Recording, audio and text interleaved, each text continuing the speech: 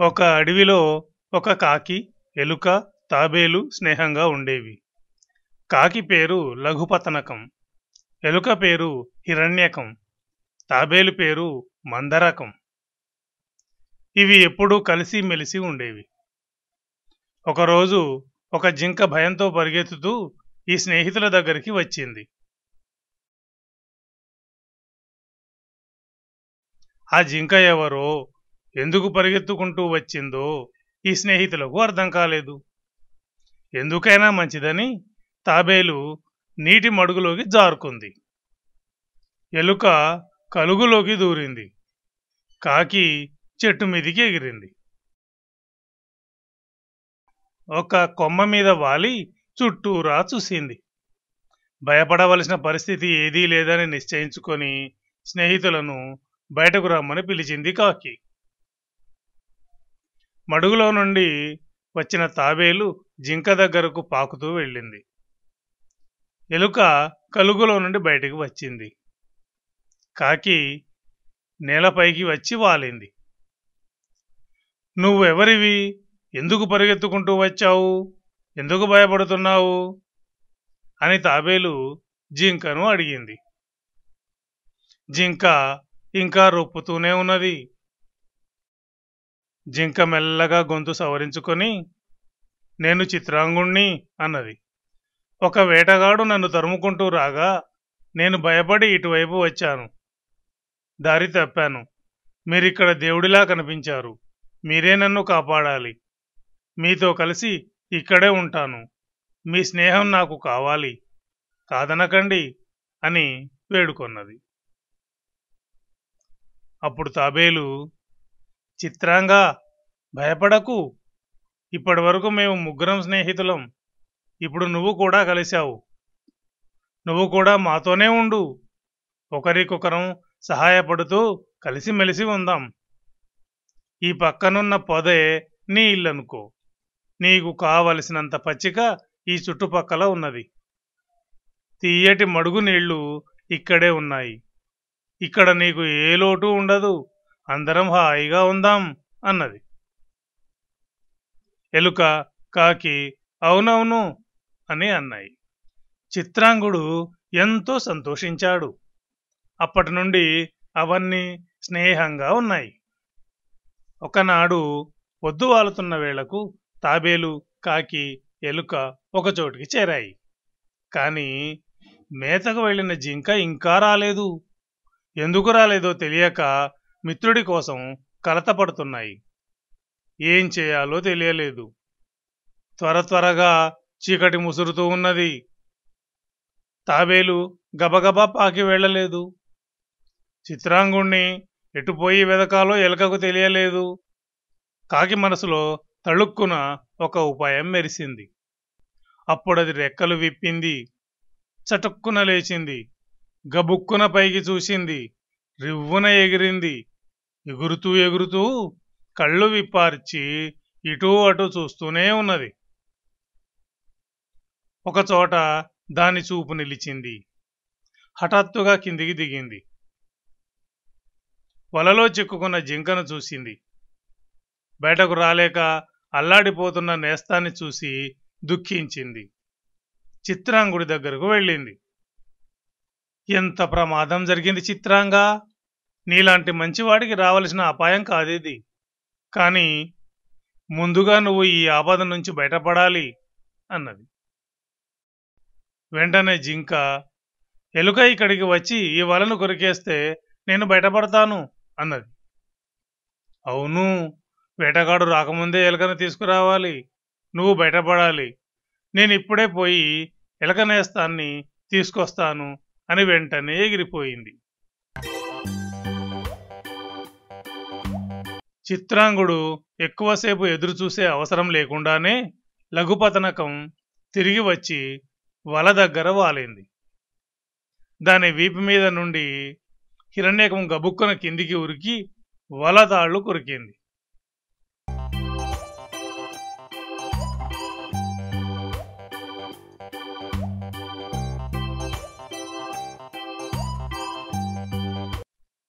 ఒకవైపు తాళ్లు కొరకగానే జింక బయటికి వచ్చింది. సంతోషంగా స్నేహితులు ముగ్గురు తిరుగు ప్రయాణం సాగించారు. ఇంత పెద్ద ఆపదలో నువ్వెందుకు చిక్కుకున్నావు? కొంచెం జాగ్రత్తగా ఉండాలి కదా అన్నది ఎలుక. ఆ మాటకు జింక, ఎంత జాగ్రత్తగా ఉన్నా ఒక్కొక్కప్పుడు అపాయం తప్పదు మిత్రమా. నా జీవితంలో ఇంతవరకు ఎన్నో అపాయాలు వచ్చాయి.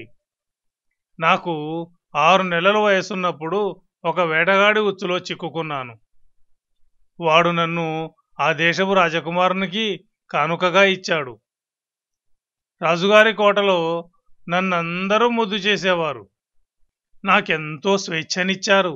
నేను నా ఇష్టం వచ్చిన చోటికి తిరిగేదాన్ని. నలుగురు కూర్చొని మాట్లాడుకుంటున్నప్పుడు పక్కన కూర్చొని వినేదాన్ని. నేను కూడా వాళ్లలాగే మాట్లాడడానికి ప్రయత్నం చేసేదాన్ని. ఒకనాడు నేను రాజభవనంలో నుంచి బయటకు వచ్చి వీధిలో తిరుగుతూ ఉంటే కొంతమంది పిల్లలు నా వెంటపడి నన్ను ముందుకు తరిమారు. నేనెంతో భయపడ్డాను. ఒక పూల తోట కంచె మీది నుంచి లోపలికి దూకాను. ఆ తోటలో ఆ సమయంలో అంతఃపుర స్త్రీలు విహరిస్తున్నారు. వాళ్ళు నన్ను పట్టుకొని రాజకుమారుని పడకటింటికి దగ్గరగా స్తంభానికి కట్టేశారు. ఆనాటి రాత్రి కళ్ళు మిరుమిట్లు గొలిపే మెరుపులతో, చెవులు బద్దలయ్యేటంత ఉరుములతో కుండపోత వాన కురిసింది. నా మీద కూడా వాన చినుకులు పడ్డాయి. చల్లని గాలి వీస్తూ ఉన్నది. అప్పుడు నా చిన్నప్పుడు పరుగులు తీసిన అడవి గుర్తుకు వచ్చింది. నన్ను కన్నవాళ్ళు, నా స్నేహితులు గుర్తుకు వచ్చారు. ఇలాంటప్పుడు నేను వాళ్లతో కలిసి ఉంటే ఎంత బాగుండునో అనుకున్నాను. ఆ మాట నేను నేర్చిన మానవ భాషలో అన్నాను. నన్ను పెంచుకున్న రాజకుమారుడు నా మాటలు విన్నాడు. ఆశ్చర్యపోయాడు. ఈ వింతను కొలువుకూటంలో చెప్పాడు. పెద్దల సూచన ప్రకారంగా నన్ను అడవిలో విడిచిపెట్టమని తన సేవకులకు చెప్పాడు. ఈ విధంగా మళ్ళీ నేను పుట్టిన అడవికి వచ్చాను. స్వేచ్ఛగా బతికాను. ఒక వేటగాడు తరుముతుండగా బెదిరి మీ దగ్గరికి వచ్చాను. తర్వాత సంగతి అంతా మీకు తెలిసిందే. చిత్రాంగుడు, హిరణ్యకం, లఘుపతనకం మాట్లాడుకుంటూ మెల్లగా తిరిగి వస్తూ ఉండగా మందరకం ఎదురుపడింది. స్నేహితులను చూసి ఊపిరి పీల్చుకుంది. కానీ ఎలుక మాత్రం తాబేలును కోప్పడింది. ఏం కొంప మునిగిపోయిందని వచ్చావు నువ్వు? మేము వస్తూనే ఉన్నాం కదా అన్నది.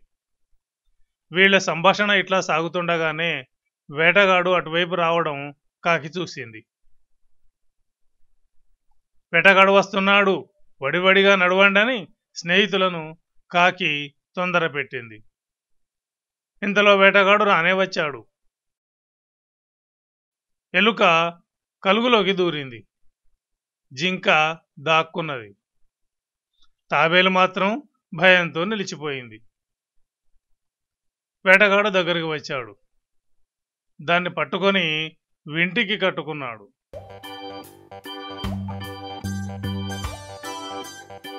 ఉన్నట్టుండి ఇంకో ఉపద్రవం వచ్చినందుకు స్నేహితులంతా నివ్వెరపోయారు.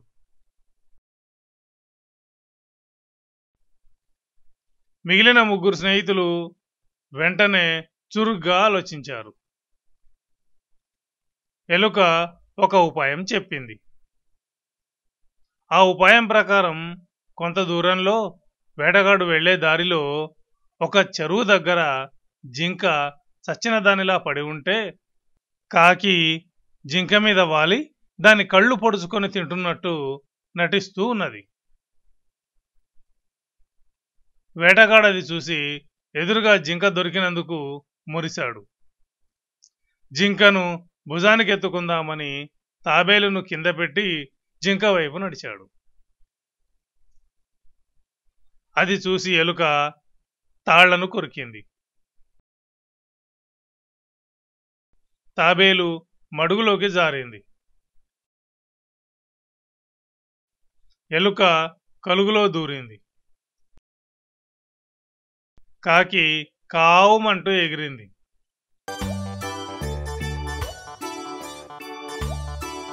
జింక చెంగున ఉరికింది.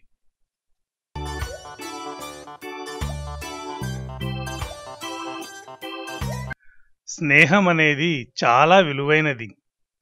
మంచి మిత్రులతో స్నేహం చేయడం చాలా అవసరం. అట్లాంటి స్నేహం యొక్క గొప్పదనాన్ని తెలియజేయడం, విద్యార్థులలో స్నేహభావాన్ని పెంపొందింపజేయడం ఈ పాఠం ఉద్దేశం. విష్ణు శర్మ పంచతంత్రం ఆధారంగా చిన్నయ్య సూరి తెలుగులోనికి అనువదించిన మిత్రలాభంలోని కథకు సరళ వచన రూపమే ఈ పాఠ్యభాగం.